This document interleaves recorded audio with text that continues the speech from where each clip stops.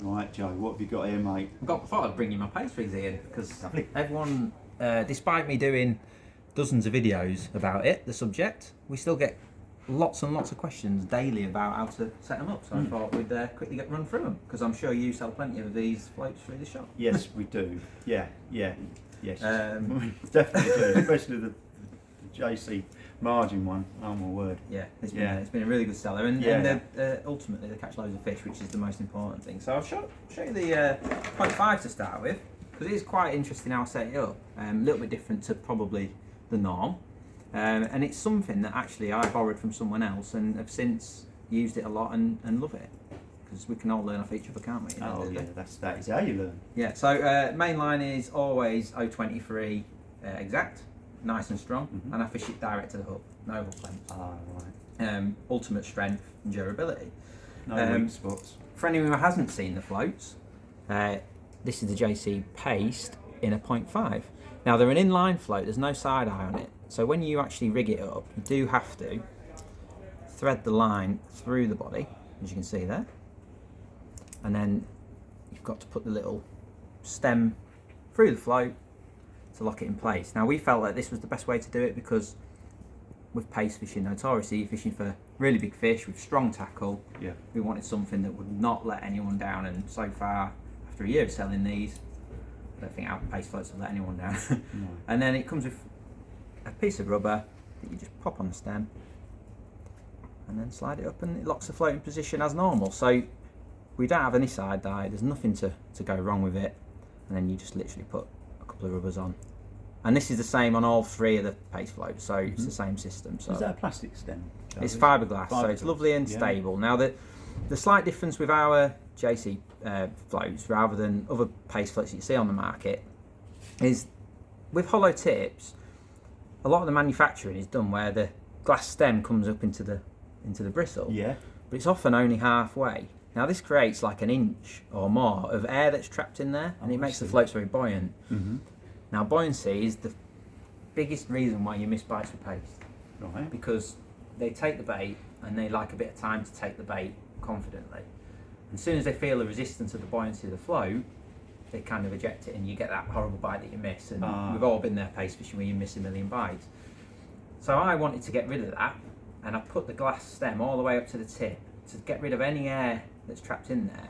So you've still got a visible tip, but it's almost like a solid tip with no resistance or minimal resistance. So that's one of the design decisions that just makes that float that little bit more effective, and I believe, than other paste floats out there. Yeah.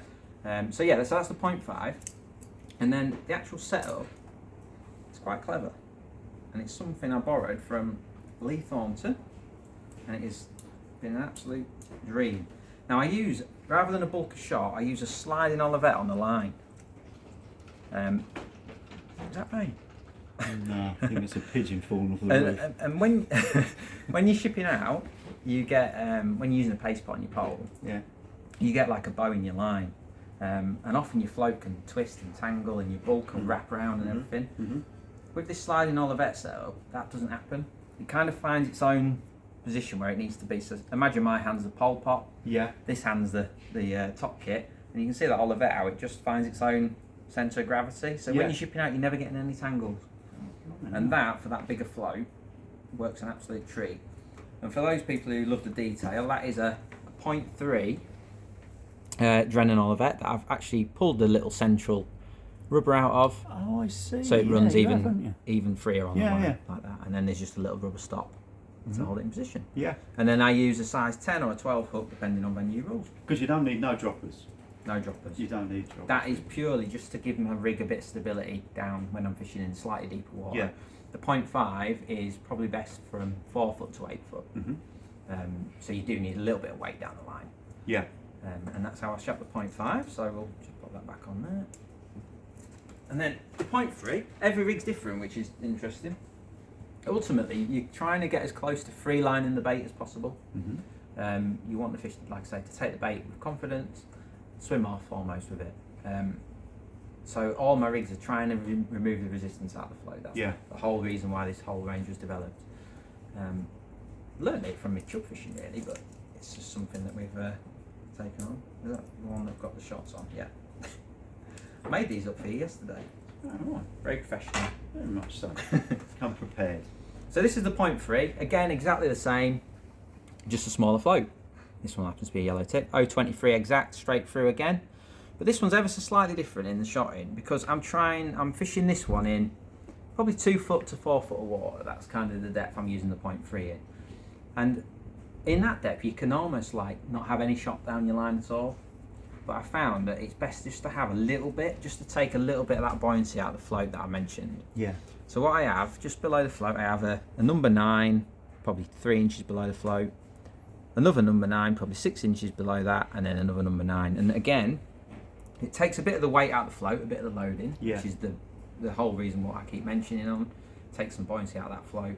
And then what other nice little added benefit of having them strung like that is, again, when you load your pot up to ship out, you get this lovely curve. Yeah, I see that. Which prevents that float from wrapping over and tangling. Over. Yeah. A lot of the paste floats have eyes on the top. Yes. And a lot of people wonder why I don't put eyes on the top of my floats, but I prefer the presentation you get from a traditional float.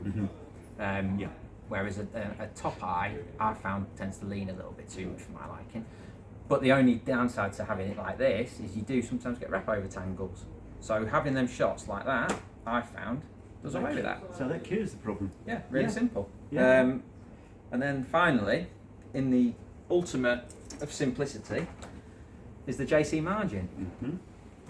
Real success story of a float, this one. Cool, not much. And I'm really proud of it actually, because it's something that I just came up with, having watched, the videos you see on Facebook and YouTube of the Chinese anglers fishing pace for F1s with the whips and stuff. Yeah. It came from that. They use these floats that have got really thin bristles. Yeah, they have. I thought, that's what I need. Yeah. And the rig is simplicity in itself. 0.23 exact. Again, straight through. No shot at all. No shot at all. Just that JC margin paste on the line, and that is it. Simple as that. Again, we're basically free lining the bait. I set it up so that I plumb up to about where my fingers are, so the float's well over depth. And when you're actually fishing with it, the float will sit probably a little bit like that, on a bit of an angle. And what happens is when you get in lots of fish in the margins, you get a lot of movement in the water, which knocks your paste off. Yeah. And you get a buoyant float, and every time it stabs under with a liner, it rips the hook out of the paste. Yes. So what I developed this for was, again, reducing the resistance. So every time it goes under with a liner, it doesn't knock your paste off because there's no buoyancy pulling it back up. No, so it's not ripping out of the paste. Exactly. Yeah. So it just slides under, or slides back up again, and it's fishing. And it just means that when you're fishing in the edge, you can just sit there and wait for a proper bite. And what I'm trying to do is lengthen the amount of time that I've got to strike, or tell the difference between a liner and a bite.